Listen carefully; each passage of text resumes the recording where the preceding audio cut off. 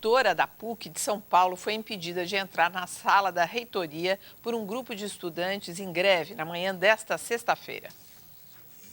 Os alunos formaram um cordão humano e impediram a professora Ana Maria Marques Sintra, a nova reitora, de entrar no campus de Perdizes, na zona oeste de São Paulo, onde fica a reitoria. Ana Sintra foi indicada para o cargo pelo cardeal Dom Odilo Scherer, mesmo tendo ficado em terceiro lugar na eleição realizada na universidade. Dirceu de Mello, atual reitor da universidade, foi o vencedor.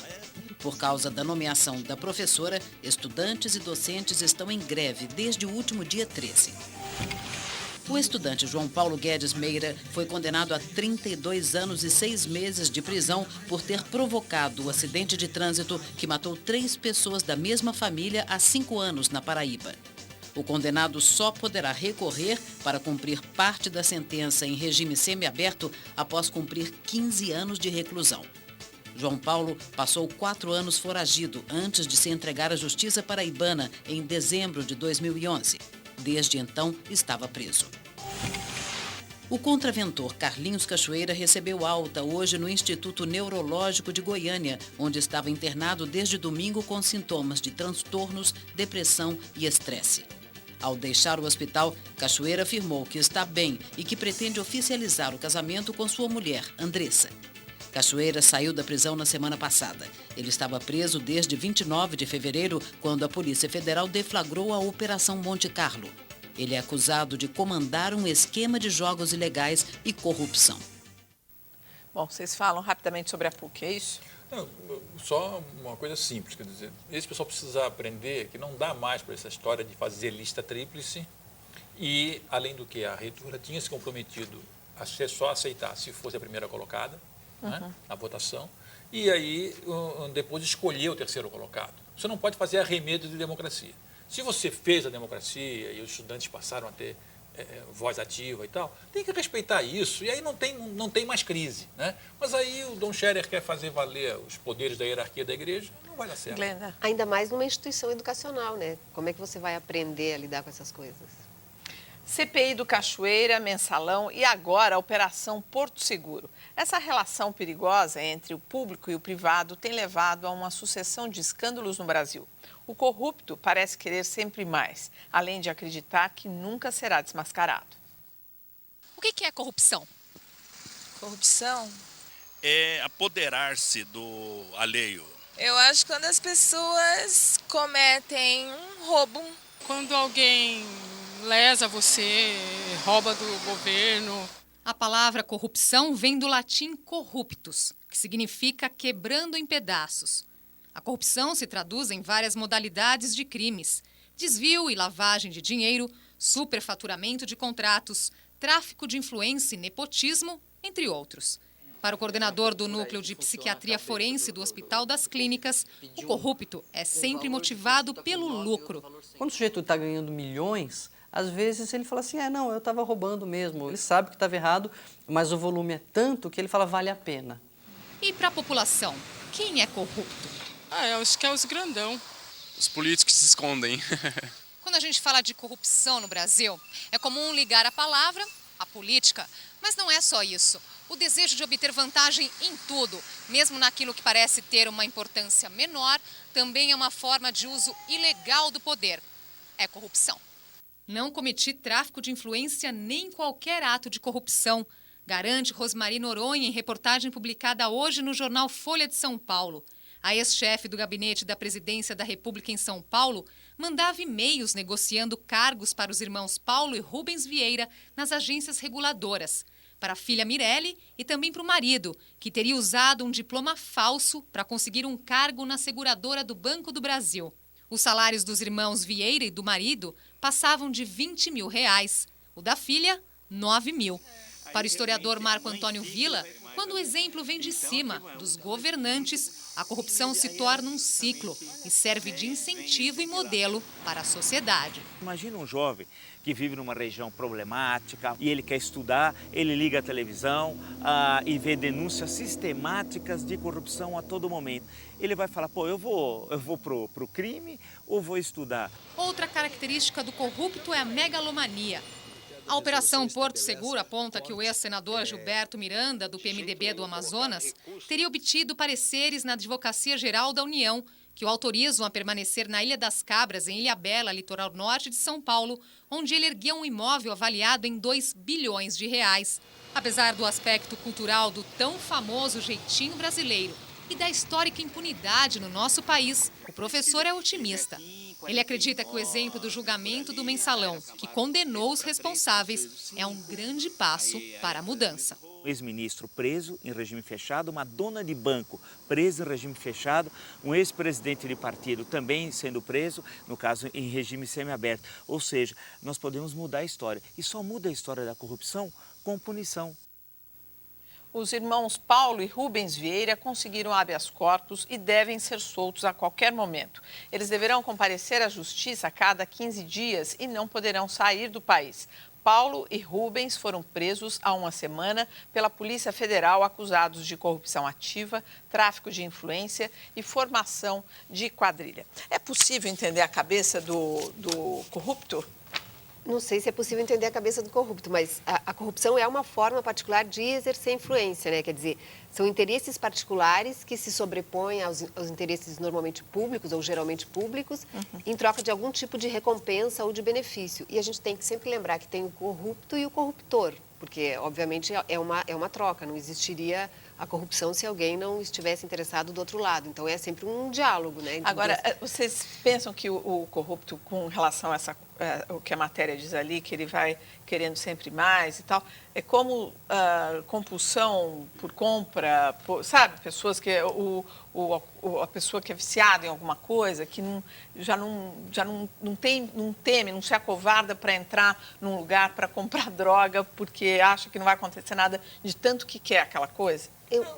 Desculpe, não, eu acho que é mais em termos de legalidade e ilegalidade. Não Sei. é exatamente, na minha Não interpretação... tem a ver com comportamento, assim, Não, mais é do um ponto pouco de vista... comportamento, mas no sentido de que há uma permeabilidade da lei, quer dizer, não, há um espaço legal, há um gap entre a legislação e a prática que permite isso. Não é exatamente uma doença ou uma compulsão. Hoje, o ministro José Cardoso, da Justiça, eu até vou pedir para colocar essa notícia, olha, ele fala sobre isso, que fala sobre que, olha, assim, as 3 coisas que ele diz nessa notícia aí, ele fala que tem a ver com promiscuidade política nos financiamentos de campanha eleitoral, que é uma cultura enraizada que mistura interesses públicos e privados, que é o que disse ali a matéria, e é a prática de apadrinhamento político que pesa. Vocês acham que é só isso? E a segunda pergunta, o que o ministro poderia fazer que ele não está fazendo, já que ele tem conhecimento do que está acontecendo, tem esse diagnóstico, vamos dizer assim? Bom, olha, tem muita coisa agora aqui reunida. Pois é, vamos escolher? Né? Porque, assim, em primeiro lugar, eu acho que a corrupção ela é basicamente uma prática social, né? É uma forma de relação social de uso do poder. Né? Então, o principal agente da corrupção, embora exista aquele que se beneficia na outra ponta, mas o principal agente da corrupção é o agente que está ligado ao Estado. É o agente que tem o poder de decidir e que decide decidir numa certa direção corrupta porque ganhou alguma coisa. E isso não são só os grandes escândalos. Uma coisa simples. Há alguns anos eu dava emprego a um jardineiro e ele era egresso da cadeia e estava em liberdade condicional. Então eu ajudava, ele trabalhava para mim, era um bom rapaz, tinha lá o seu passado e tal. Bom, ele tinha que se apresentar periodicamente à justiça. E às vezes ele não se apresentava. Né? E não por má vontade, nada disso, relaxamento, falta de discernimento e tal, bobagens. Era jovem e tal. Pois muito bem, os PMs do bairro em que ele morava sabiam disso e iam achacá-lo para não levá-lo para a cadeia. Mas sabe quanto é que eles pediam? Eles sabiam que ele recebia por quinzena. Eles cobravam R$5, R$10, R$5. Um PM tinha coragem de se dirigir a um trabalhador para pedir R$5 para não levá-lo preso, porque ele não tinha se apresentado. Então, a corrupção é algo que está ligado ao exercício do poder, fundamentalmente, né? E, a partir disso, é uma prática social que só tem dimensão moral na nossa indignação, no nosso despertar para o assunto. Depois a moral desaparece, não são soluções morais, não são alternativas morais. Aí é o que a Grana disse, é legalidade, é legislação, é punição. E aí eu quero fazer uma crítica ao ministro. O ministro está misturando coisas. Homem de partido, homem de política, está misturando os canais. Por quê? Porque essa história de dizer que a corrupção está ligada ao financiamento das empresas para as campanhas eleitorais, isso não é verdade. Por quê? Isso é o que disseram lá no Mensalão. Não, isso é o que estão querendo fazer isso. Por quê? Porque estão querendo o tal do financiamento público. Na verdade, já estão querendo vender mais uma tese, na minha opinião, inteiramente falsa. Por quê? Porque o problema das campanhas eleitorais não é falta de dinheiro, e muito menos falta de dinheiro lícito. O problema das campanhas eleitorais é o dinheiro corrupto. Então, não é o dinheiro que as empresas dão legalmente, é o dinheiro do Caixa 2, é o dinheiro ilegal. Por quê? Que esse é o problema? Porque não há fiscalização. Não adianta nada fazer financiamento público de campanha, você vai continuar entrando o dinheiro errado. Na verdade, nós temos que aumentar o grau de responsabilidade de quem dá o dinheiro e pulverizar. Como é que a gente vai evitar corrupção em campanha eleitoral? É botar um teto bem baixinho, a empresa não pode dar um dinheirão, tem que dar pouco, para obrigar os políticos a pedirem dinheiro a muitos e ter uma fiscalização poderosa. Se você pode pedir dinheiro a poucos e receber de poucos sem fiscalização, aí tem corrupção. Eu acho também que a corrupção evidencia um déficit de democracia, porque quem está envolvido com isso sempre acha que é um pouco diferente dos demais integrantes daquela sociedade, né? Então, tem esse aspecto. E a transparência nos atos públicos e na administração pública inibe bastante também a corrupção, né? Se você tem acesso a como são usados os recursos, acesso aos orçamentos... Olha, o Flávio diz aqui, se corrupção fosse crime hediondo, com certeza o perfil melhoraria. Não concordo. Não se trata disso. O que nós temos que ter, nós já temos toda a legislação pertinente, toda a legislação necessária. Não precisa de mais lei? Não precisa de mais lei, coisa nenhuma. Que crime hediondo? A ideia do crime hediondo, pelo contrário. Quanto mais hediondo é taxado um crime, mais difícil fica de prender alguém por causa dele. Por quê? Porque você bota uma pena absurda, você cria um problemão. Não. A corrupção no Brasil, ela já tem toda a legislação necessária. O que está faltando é as instituições funcionarem de acordo. É se fiscalizar direito as campanhas eleitorais, fiscalizar para valer as campanhas eleitorais. É o TSE e os TREs isso você está falando de um ponto, seu trabalho. Que o Eduardo Cardoso falou. Sim. Ele fala outras coisas também. Ele fala do apadrinhamento político, que a gente vai ver daqui a pouco nas agências reguladoras. Vamos ter ainda hoje isso? Temos, agora, já. Então, vamos tratar disso e a gente volta a falar. Tá bom. E eu quero acrescentar só aqui o que o João Campos fala, que ele fala um corrupto é um corrupto, tem pobre honesto, tem rico honesto, tem pobre corrupto, tem rico... Que é a história do policial que você falou aí. Tem de tudo, tem em todos os gostos e escala de corrupção. Mas essa compreensão não pode nos levar a esquecer de que a corrupção tem uma origem no Estado. No poder. No exercício do poder. Porque essa ideia de que a corrupção está em toda parte, acaba sobrando para todo mundo. Quer dizer, então é um problema que não tem solução. Está no DNA da gente, né? Está no DNA. Não é nada disso. A corrupção é algo que diz respeito ao exercício do poder quando um poder não é suficientemente fiscalizado. Ou seja, é o que a Grana disse há pouco da transparência. Quando ele não é suficientemente fiscalizado, quando as instituições que fiscalizam não funcionam, quando existem biombos, a gente vai ver isso em seguida, então, nesse negócio do apadrinhamento. O João fala quando existem biombos, aí sim a corrupção há oportunidade para ela. Né? Com relação ao ministro, que o Zé Eduardo Cardoso já nasceu confuso. As agências reguladoras são administradas por um colegiado, formado por um diretor-presidente e 4 diretores.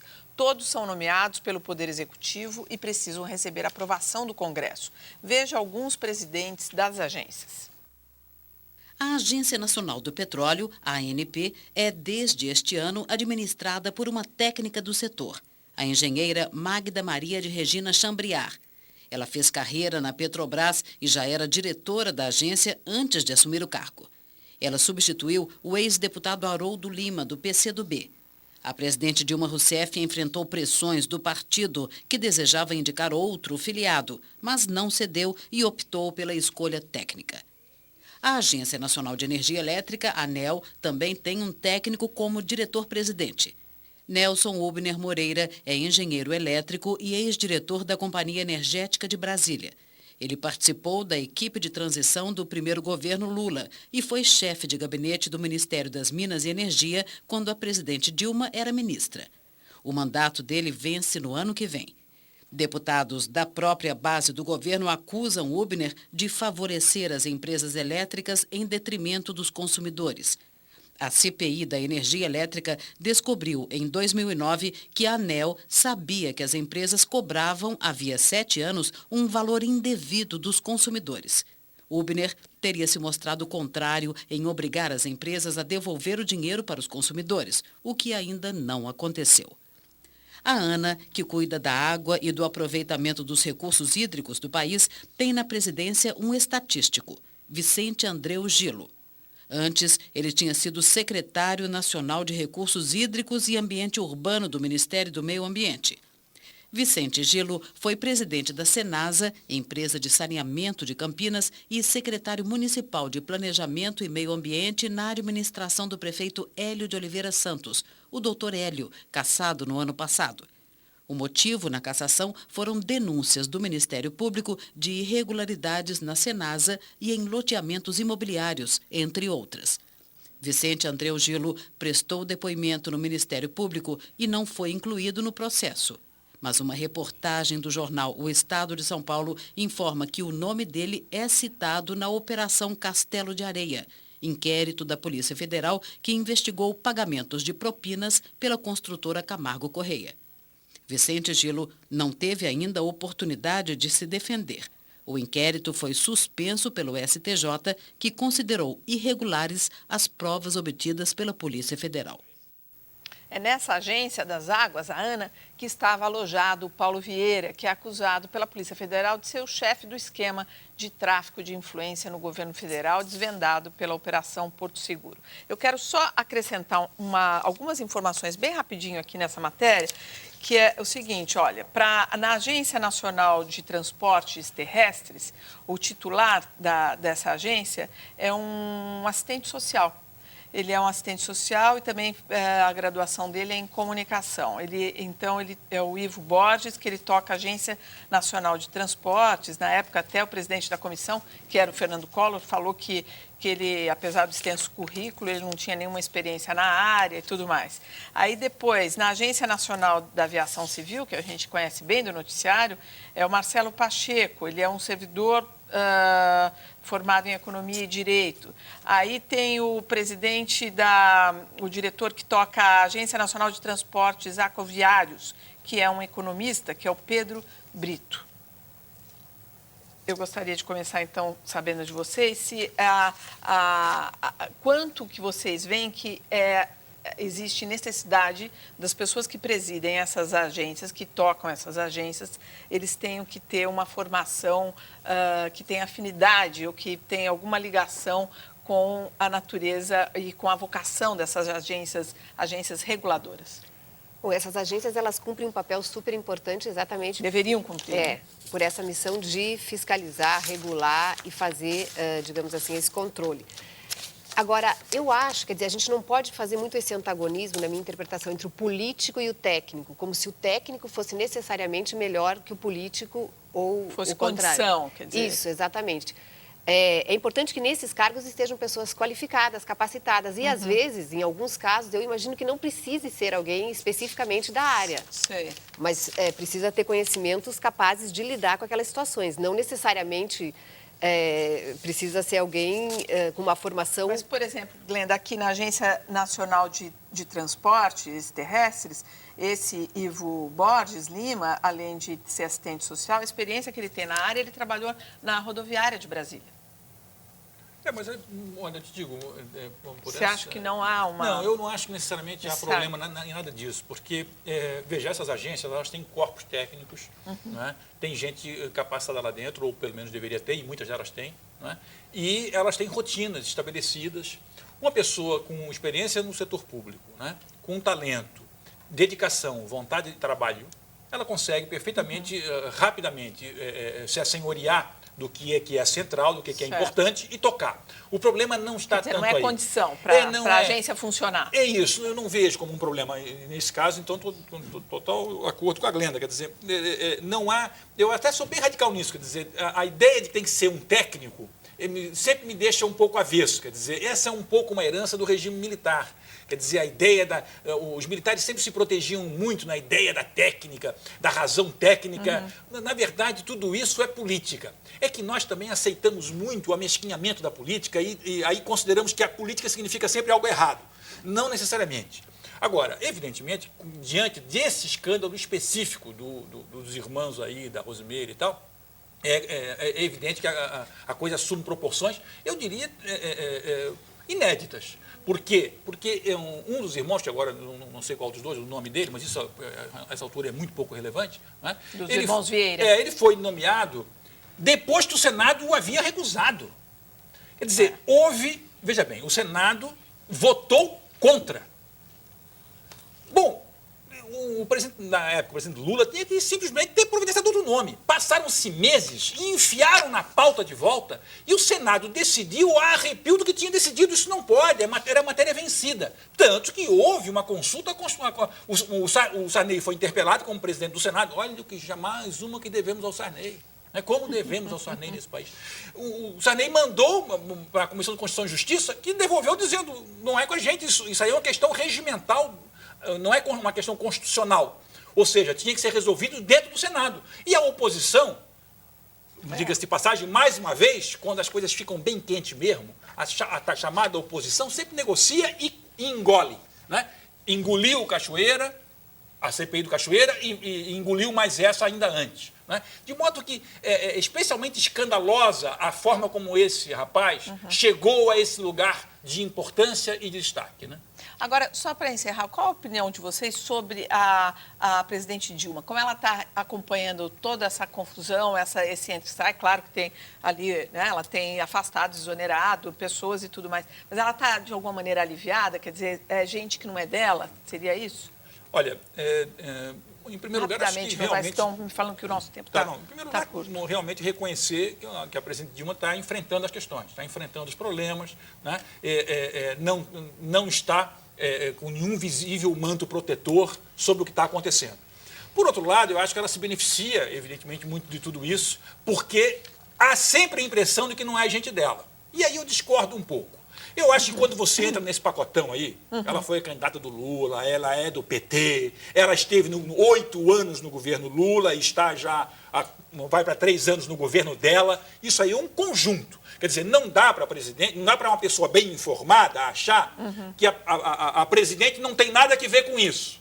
O que nós podemos, segundo, garantir é o seguinte, que a presidente não tem nada a ver com o acobertamento disso. Aí eu estou de pleno acordo. Mas a ideia de que a presidente, isso tudo é um raio em céu azul para a presidente, bom, teríamos que supor que ela nunca entendeu nada do que acontecia no governo federal nos últimos 10 anos. Né?